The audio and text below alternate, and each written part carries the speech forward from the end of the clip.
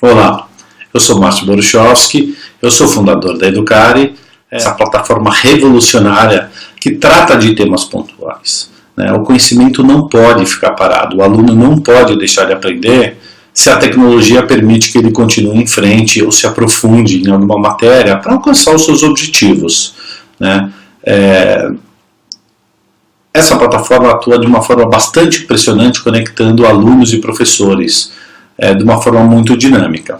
Mas antes disso, deixa eu contar duas histórias. Eu me formei na Escola Politécnica da Universidade de São Paulo em Engenharia de Produção, mas garanto que não foi fácil entrar na Escola Politécnica. No segundo ano colegial, em Geografia, no terceiro bimestre, eu tinha acumulado 3, 3 e 3. Eu precisava tirar nota 8 para passar. E em matemática, física e química, minhas notas eram 9, 10, 9,5. Quer dizer, eu tinha muita facilidade para matemática e muita dificuldade para humanas.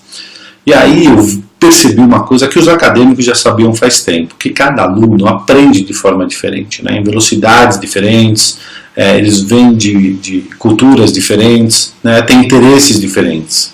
Aí eu comecei a ter aula particular de geografia. Em história, por exemplo, eu começava a copiar os cadernos de história um a um, olhava o livro, copiava no caderno. Eu devo ter escrito mais de 10 livros de história. E matemática, física e química, eu não fazia muita coisa e ia muito bem. A segunda história acontece quando eu fui prestar MBA nos Estados Unidos. E para prestar MBA nos Estados Unidos, você tem que fazer um exame que se chama GMAT, que é um exame próprio de MBAs para escolas americanas, de português, de inglês e de matemática. De novo, em inglês eu tinha dificuldade, eu passava madrugadas a fio, decorando verbos, estudando sintaxe, estudando regras. Já matemática, eu fiz uma série de simulados, eu fiz um simulado atrás do outro, para entender como funcionava o exame. Era um exame adaptativo já na época, em 2001, e era um exame diferente, então eu repetia uma série de exercícios. Bom, em 2001 me formei na The Wharton School da Universidade da Pensilvânia, e hoje até sou pai de 2 meninas que estão entrando em idade escolar e fico preocupado também com a educação delas. Mas por que agora? O que agora está diferente? A tecnologia sempre existiu, porém a tecnologia está muito mais ubíqua. Ela está permeando nossas vidas em quase todos os lugares. A quantidade de conteúdo que é produzida, e estudada, e olhada, e remixada, é nunca vista antes na história da humanidade. Também estamos passando por uma aceleração da criação de tecnologia e de evolução muito grande. Fora isso, ainda a gente vive numa sociedade completamente conectada. E dentre essa conexão, muitas das inovações são de impacto. Então vamos falar um pouco, uma de cada vez.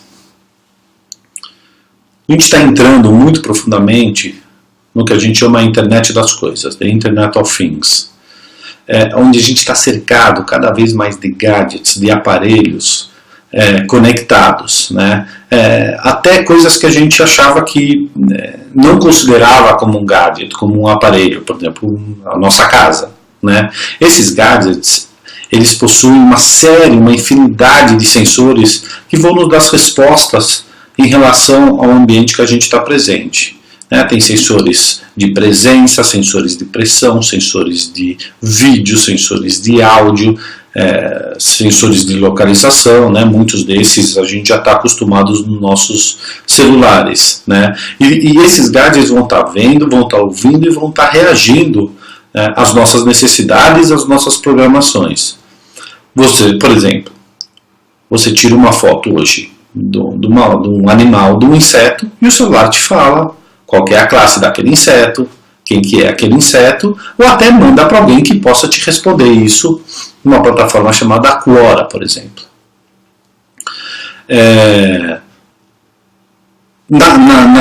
Na minha plataforma, vocês vão ver, por exemplo, a utilização de uma ferramenta chamada Wolfram Alpha. Quer dizer, você não precisa mais decorar e saber, nem como professor, todo o conteúdo. As ferramentas estão aí, elas são instantâneas. Bem, quantidade de conteúdo é uma coisa que nós estamos de certa forma acostumados. Você entra na Wikipedia e você vê o volume de informação curada pelas próprias pessoas e por um grupo de pessoas da Wikipedia. Hoje a gente sobe mais de 1 hora de conteúdo a cada segundo. Atenção, isso é 5.000 vezes o nosso tempo atual. Cada vez que a gente vive, 5.000 horas de segundos são subidos. Então, óbvio, impossível consumir esse conteúdo todo.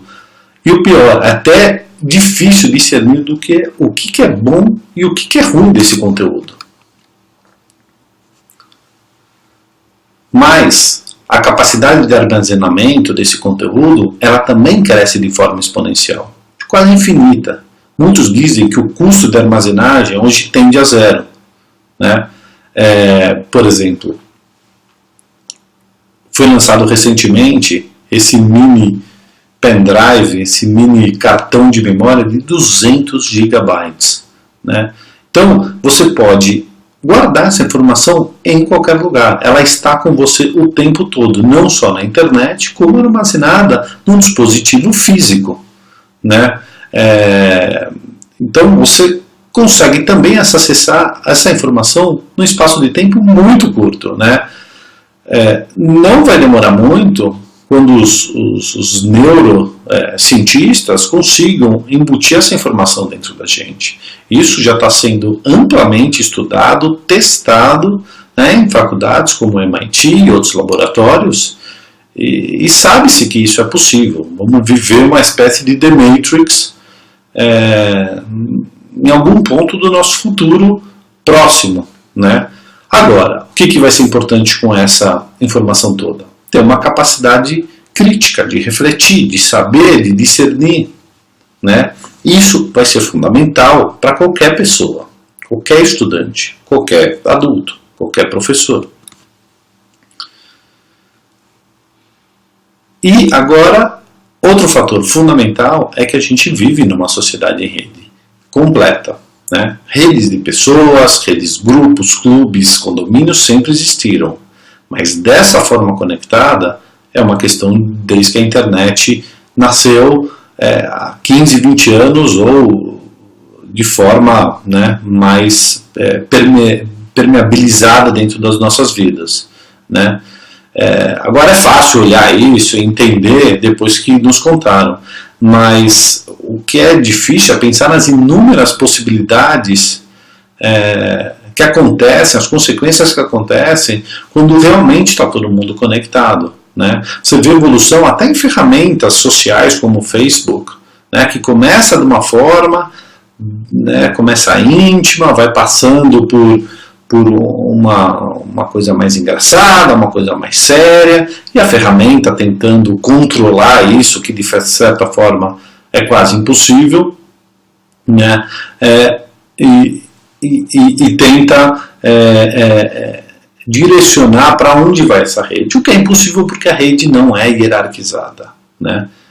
O Facebook pode ser, mas a nossa conexão não é, e diversas consequências aparecem disso.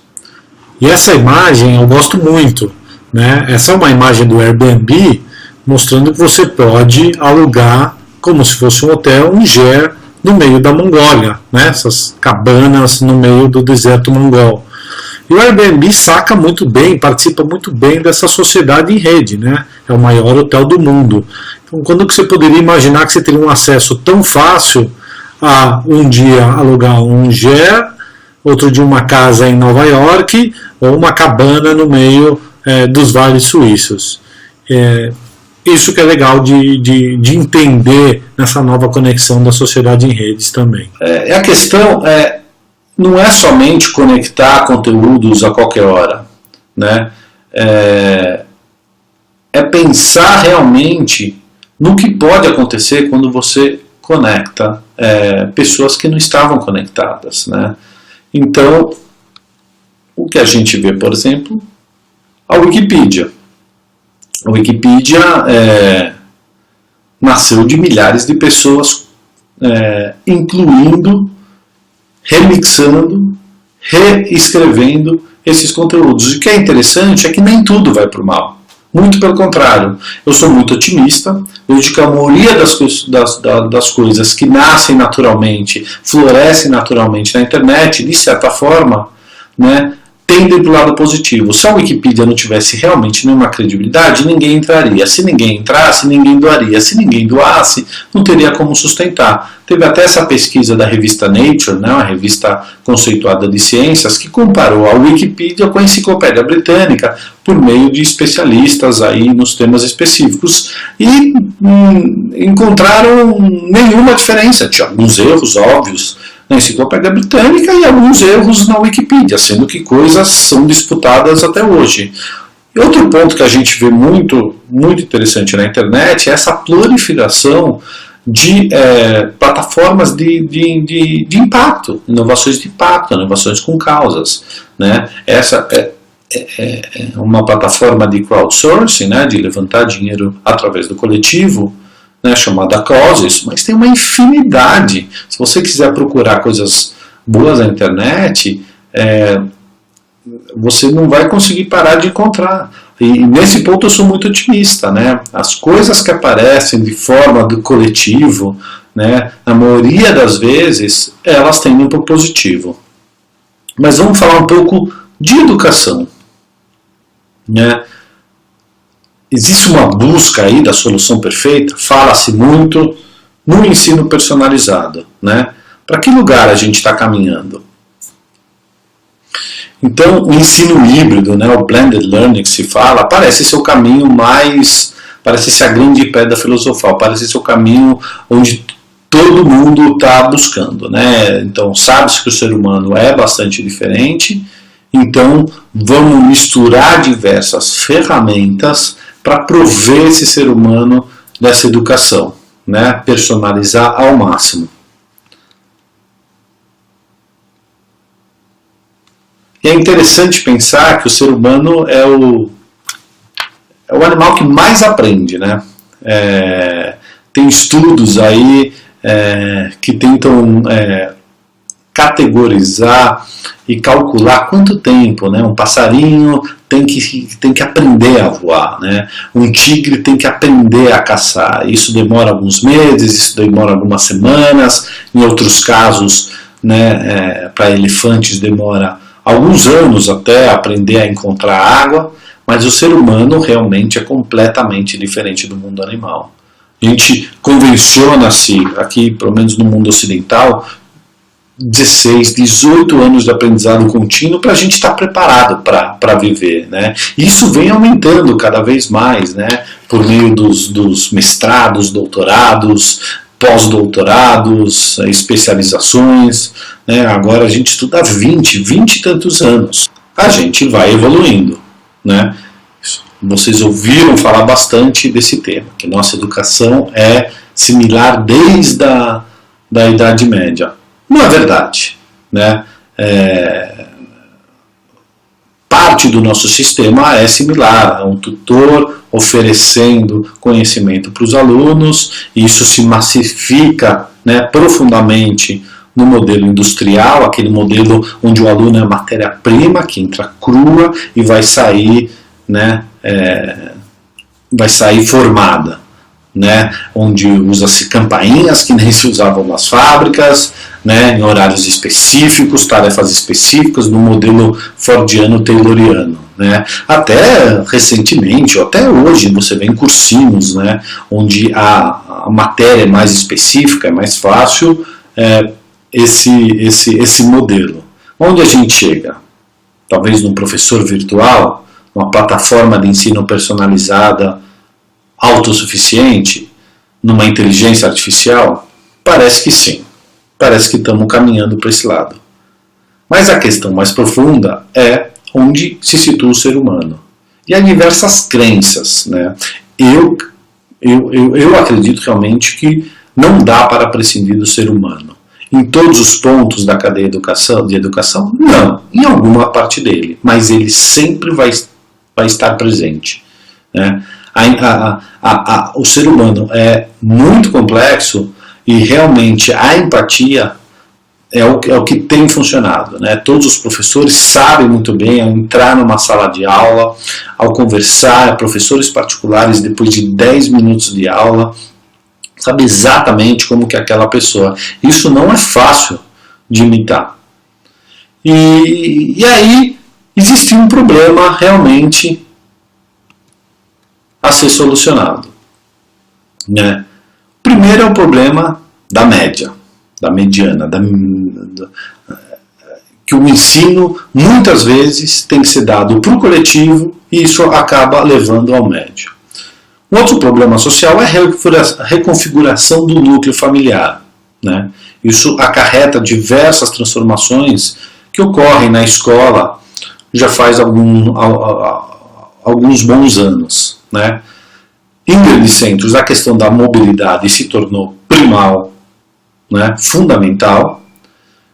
A nossa sociedade está dando uma ênfase no sucesso de uma forma nunca antes vista. E a questão da falta de tempo, né, por aqueles motivos que a gente conversou.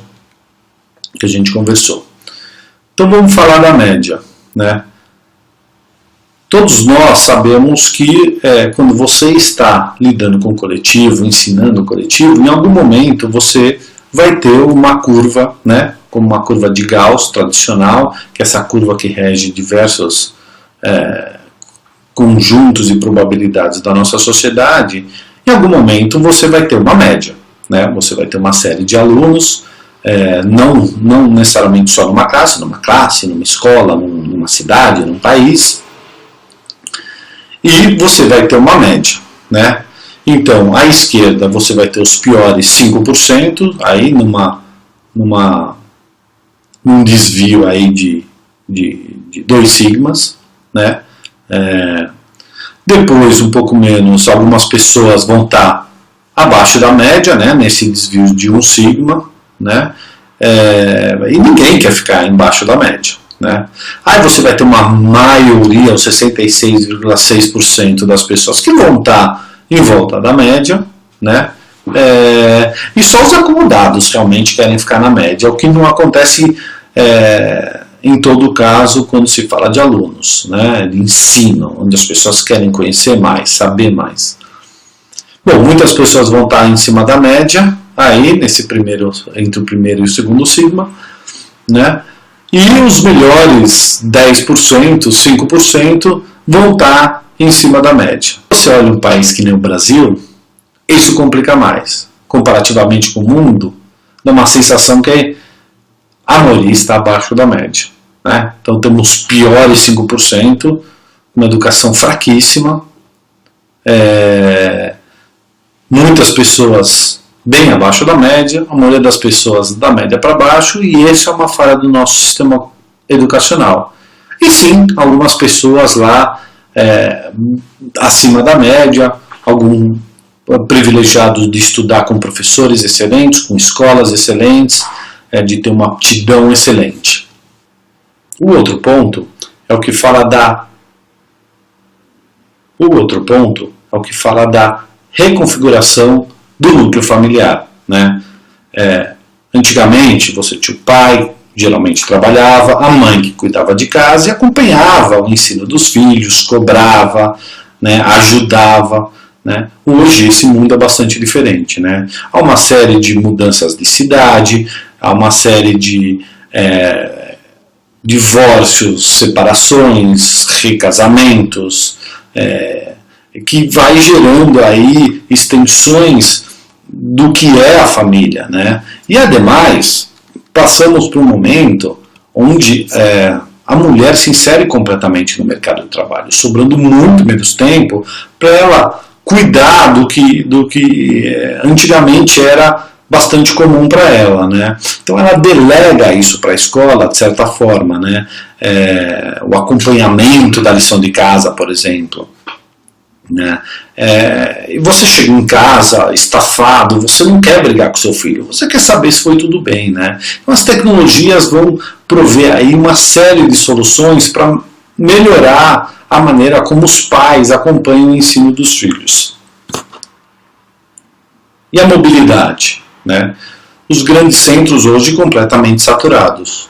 Então, grande parte das questões e das decisões referentes ao ensino passa, obviamente, pela mobilidade, né? Hoje não é possível você deslocar numa cidade que nem São Paulo mais de 2 vezes durante o dia. Então, a questão da mobilidade acaba exercendo uma influência maior do que ela deveria, né? E a tecnologia também vem ser uma solução bastante poderosa para as dificuldades de se locomover em São Paulo. E a questão social do fracasso, né? Quando o fracasso não é uma opção, né? Hoje o custo social psicológico que a sociedade impõe, né, numa falha é muito maior do que era antes. Hoje as pessoas, o bullying, né, tende a ser muito intenso, né? Não só devido à tecnologia, devido a esse ecossistema psicológico com que nós vivemos hoje em sociedade. Então, fracassar não é uma opção, né? Não somente dentro do custo financeiro, né? Isso às vezes é tratado de uma forma muito mais drástica do que deveria ser tratado. Finalmente, vamos falar da questão do tempo, né? Devido até às consequências anteriores da questão social do fracasso, hoje queremos transformar as pessoas em super-homens, né? Então as agendas de uma criança é uma coisa impressionante de atividades extracurriculares, que é impossível acomodar tudo. Quando você coloca questões de mobilidade, então vira uma loucura, né? Então a gente coloca uma série de atividades para essa criança se suceder e ter o sucesso. E onde que entra a Educare? A Educare tem uma premissa muito forte, que é, em algum lugar haverá um especialista, um professor, para resolver a sua dúvida específica. E você não deveria continuar com essa dúvida. Você não deveria parar de aprender porque você não entendeu um assunto específico, né? Onde que entra aí a nossa experiência? Uma experiência muito fácil, muito rápida, muito transparente, extremamente intuitiva e, importante, muito engajante. Ela não é chata, né? As crianças, os nativos digitais, como a gente fala, já estão completamente acostumados a mexer nessas nossas novas interfaces de toque, interfaces de navegação, né? Então, para elas é muito mais engajante, muito mais interativo e dinâmico, e completamente simples. E qual que é o objetivo, né? O objetivo é tratar como ensino individual, um ensino personalizado, humano, né? Que trabalha isso just in time, né? Onde você não precisa parar para aprender, onde o controle é completo tanto do aluno quanto do professor e até dos pais, né?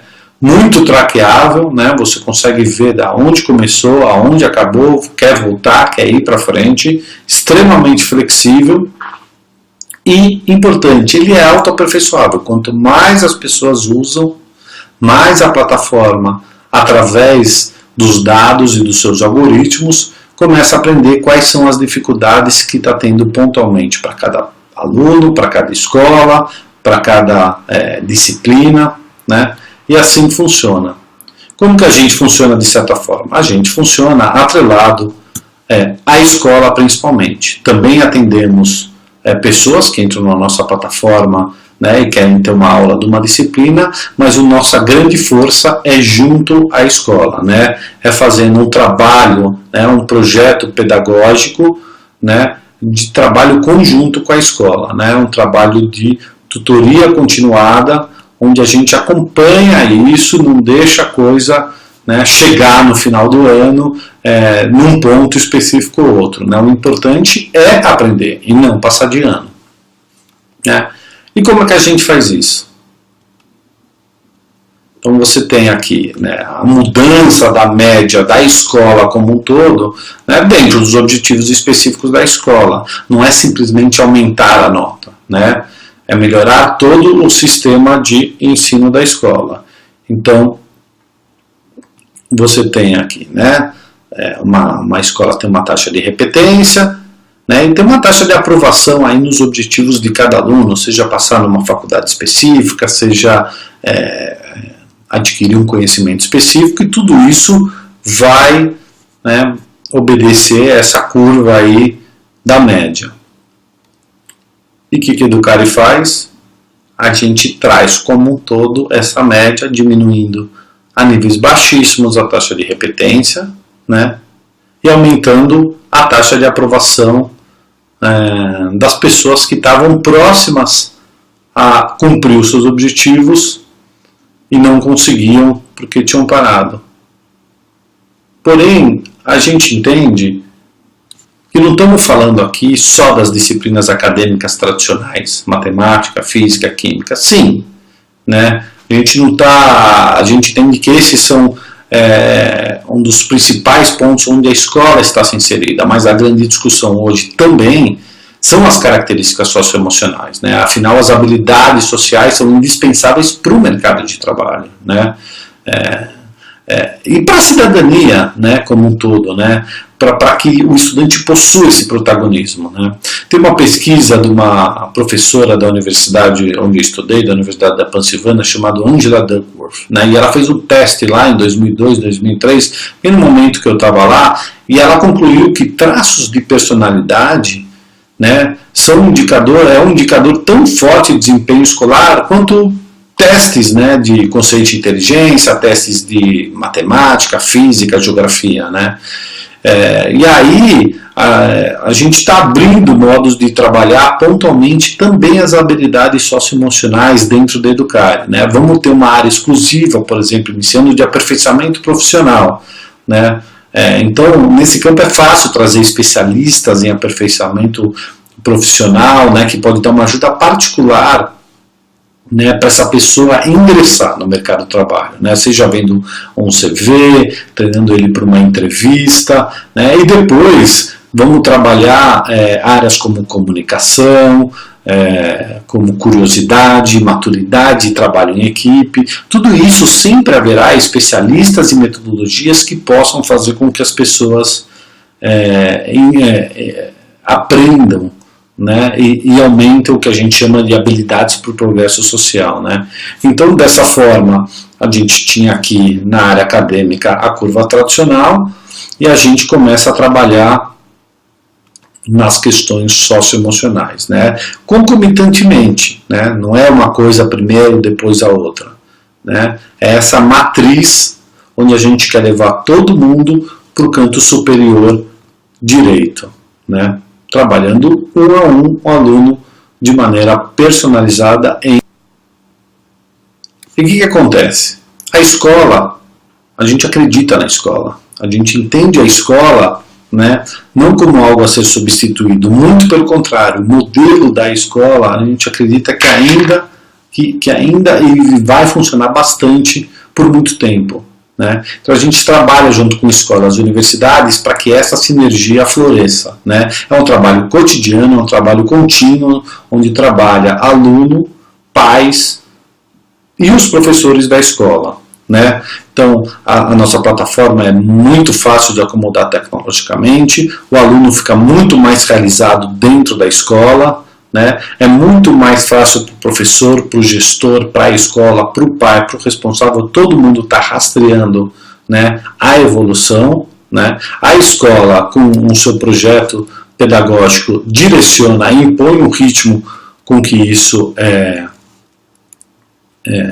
acontece, esse aprendizado acontece, né? A disponibilidade é completa, a busca do entendimento onde que está as dificuldades é facílima, e a gente evita esses desperdícios, né, menor custo, né, seja pela taxa de reprovação, seja pela tutoria que a escola fornece ao vivo, né, as desistências, né, ou com maior controle, maior qualidade.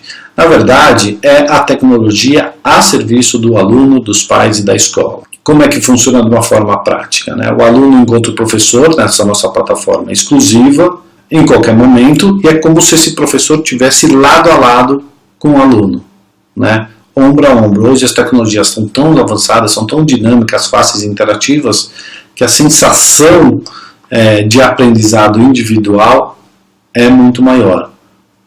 E por que isso acontece também? Porque existe um quadro dinâmico, similar, de certa forma, ao quadro que as escolas têm. Mas esse quadro é perfeito para o ensino à distância na tela do computador, né? Ele tem uma série de ferramentas que vou mostrar muito rapidamente depois, que permitem com que o aprendizado seja efetivo, né? Então, hoje, o que antigamente alguns professores desenhavam bem, faziam círculos perfeitos, traziam os seus compassos, né? Hoje isso é muito fácil fazer um gráfico, é muito fácil você escrever uma fórmula gigantesca, né?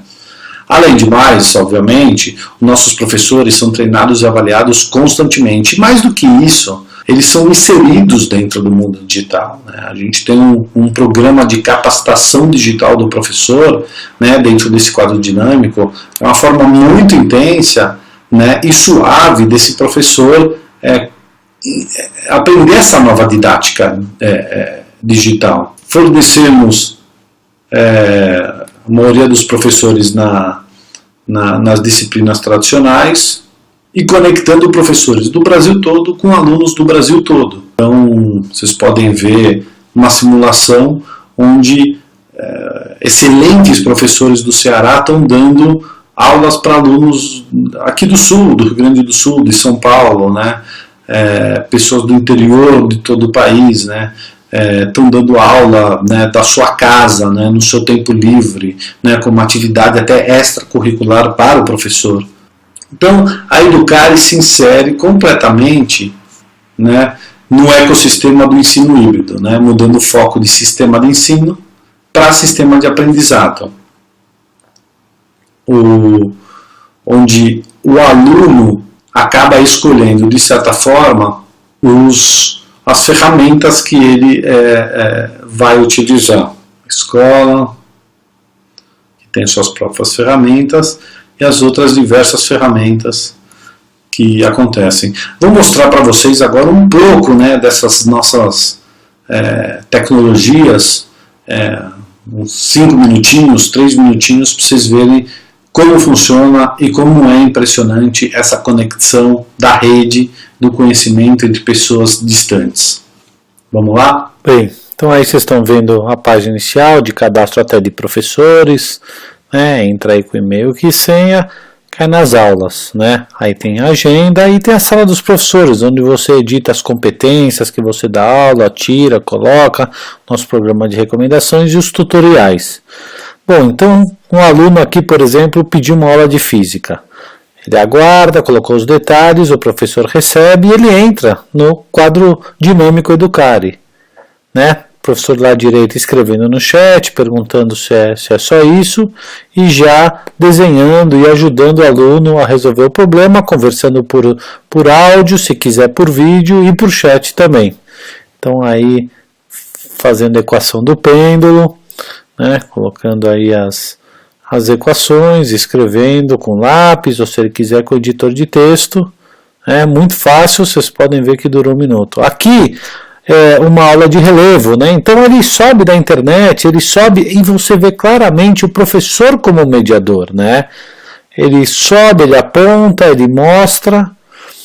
Aqui, por exemplo, uma equação no 2º grau, ele coloca direto no Wolfram-Alpha que já dá a resposta. E o professor explica, né, como é que funciona, como é que chegou lá, onde estão, quais são os gráficos, né, qual é o raciocínio, o professor explicando literalmente, né, uma equação. Aqui a gente faz uma brincadeira, né, divide o quadro entre professor e aluno, vocês veem que é concomitante. Ao mesmo tempo, lá uma fórmula de Bhaskara, ele pode escrever em várias cores, eles podem utilizar o GIS que ele quiser, né, e até o nosso editor de fórmulas, LaTeX, que tem dentro.